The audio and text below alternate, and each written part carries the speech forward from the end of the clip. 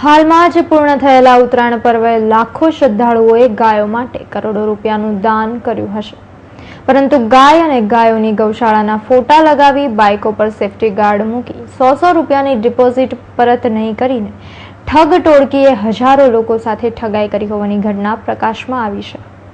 શહેરના પર્વત પાટિયા પાસે આવેલ પોલીસ ચોકીની બરાબર બાજુમાં મંડપ લગાવી આ મંડપમાં ગાયો અને ગૌશાળાના ફોટાઓ રાખી બાઇક ચાલકોને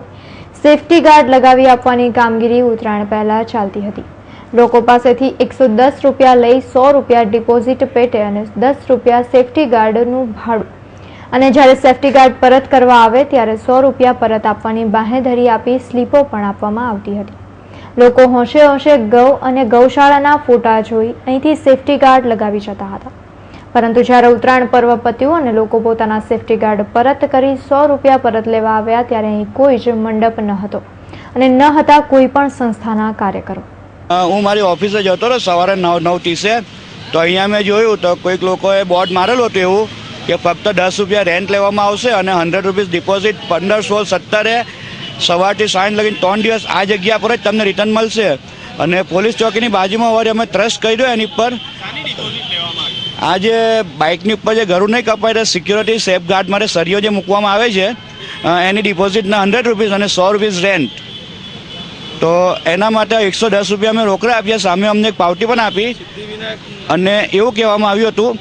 કે તમે 15, 16, 17 તારીખે અહીંયા આવશો તો તમને 100 રૂપિયા ડિપોઝિટ રિટર્ન આપવામાં આવશે।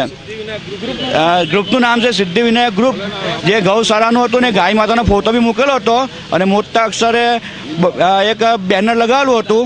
એટલે અમને એવું લાગ્યું કે આ કોઈક એવી સંસ્થા છે જે લોકો આપની સેવા માટે છે અને એમને લવેલું છે કે આ સેવા માટે છે, એથી અમે વિશ્વાસ મૂકીને કમસે કમ 500 થી 1000 માણસો અહીંયા સરિયા ફિટ કરાવ્યા ગાડીના સિક્યોરિટી માટે। પણ હું ગઈકાલે પણ અહીંયા આવી ગયો હતો અને આજે બી આવ્યો છું, પણ અહીંયા કોઈ જ દેખાતું નથી અને એમના મોબાઈલ પર ફોન કર્યો તો બંને મોબાઈલ નંબર સ્વિચ ઓફ આવે છે। આસ્થા અને શ્રદ્ધાના નામે અહીં પણ એક ઠગાઈ થઈ હોવાનો લોકોને અહેસાસ થઈ રહ્યો છે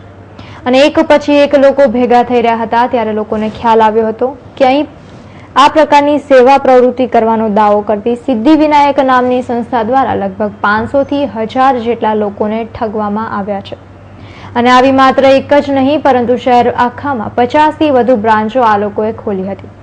રસીદ પર આપવામાં આવેલ નંબરો પર જ્યારે લોકોએ ફોન કર્યો તો નંબર સ્વિચ ઓફ આવતા લોકોને ઠગાયા હોવાનો અહેસાસ થયો હતો અને પોલીસ ફરિયાદ કરવાની તજવીજ હાથ ધરી હતી। ગયો છે પૈસા બધાના એના એમ કહેતો હતો કે મારી 50 બ્રાન્ચ છે સુરતમાં, તો 50 બ્રાન્ચમાં આ બ્રાન્ચમાં હું જોતો હતો રોજ મારો અહીંયાથી જવાનું થાય તો અહીંયાથી કમથી કમની તો 1000 થી 2000 માણસને અહીંયાથી સરિયા મોકલ્યા જતા અને 110 રૂપિયા લઈને, અને એમ કહેતો હતો કે 50 બ્રાન્ચ તો કેટલા લાખાનું ગબન છે અને મોબાઈલના તપાસ કરાવીને પોલીસવાળો અહીંયા ઊભો હતો તો તેને સિક્યોરિટીવાળા વ્હાઇટ ડ્રેસવાળા આવે તે તો હું પૂછ્યો તો ભાઈ કાંઈ નહીં, ધાર્મિક સંસ્થા ગાય માતાની ફોટો લાગેલી હતી એને ધર્મના નામે લઈને ગબ્બન છે ભાઈ, તો એને તપાસ કરો તમે। હા સાહેબ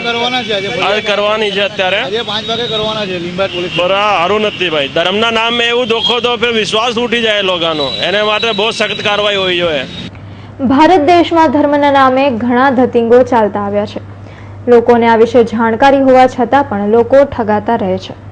આ કિસ્સામાં પણ એવું જ કંઈક બન્યું છે, જ્યાં ગાયોના ફોટા અને ગૌશાળાનો સહારો લઈ સેફ્ટી ગાર્ડ લગાવી લોકોને છેતરવામાં આવ્યા છે। જો કે 10 રૂપિયા જેવી મામૂલી રકમમાં સેફ્ટી ગાર્ડ મળતા હોય તેવી લોભામણી સ્કીમ પણ લોકોની ઠગાઈ માટે કારણભૂત છે। અહીં એ વાત ચોક્કસ કહી શકાય કે લોભિયા હોય ત્યાં ધુતારા ભૂખે નથી મરતા, પરંતુ ધર્મના નામે ધતિંગ ચલાવતા આવા તત્વોને ઝડપી પાડી જેર કરવા પણ એટલા જ જરૂરી બની રહ્યા છે। કેમેરામેન નિકુંજ પંડ્યા સાથે ભૂપેન્દ્ર સાચાણીનો report, Hind TV news, Surat.